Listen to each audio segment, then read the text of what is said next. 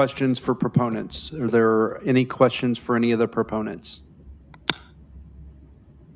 Okay, seeing none, we'll move on to neutral testimony. And the first conferee that I have listed, the only conferee I have listed to speak is Katherine Bennett online. Are you still there, ma'am? Yes, sir. Can you hear me? Yep, please go ahead. Thank you, Mr. Chairman, members of the committee. Thank you for the opportunity to speak again. Again, I'm Katherine Bennett with ALEC. Based on Speak is testimony, and the first conferee that I have listed, the only conferee I have listed to speak is Katherine Bennett online. Are you still there, ma'am? Yes, sir. Can you hear me? Yep, please go ahead. Thank you, Mr. Chairman, members of the committee. Thank you for the opportunity to speak again. Again, I'm Katherine Bennett with ALEC. Based on nonpartisan research and analysis, photo identification requirements are a widely popular way to secure elections without suppressing voter turnout. Photo ID laws directly protect against several forms of election fraud, including voter impersonation, non-citizen voting, and individuals casting ballots in multiple jurisdictions. We know fraud happens, and even isolated incidents undermine public confidence. It is our duty as leaders in a democratic nation to eliminate as many avenues for fraud as possible. Requiring photo ID to vote is a simple security measure already required to buy alcohol, cigarettes, or even a ticket to certain blockbuster movies.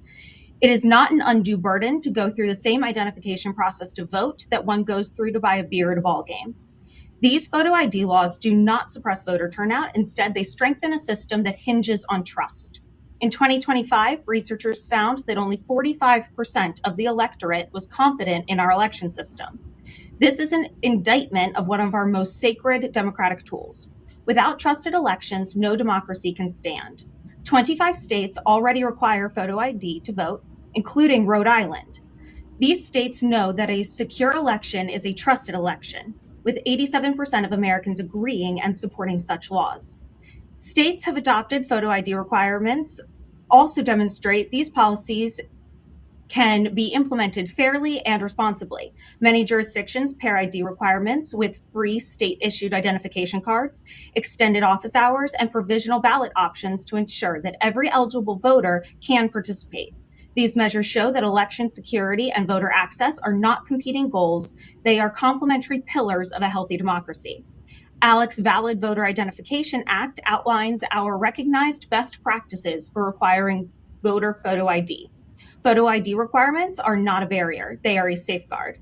They protect the legitimacy of every lawful vote, reinforce public trust, and align with the expectations of an overwhelming majority of Americans.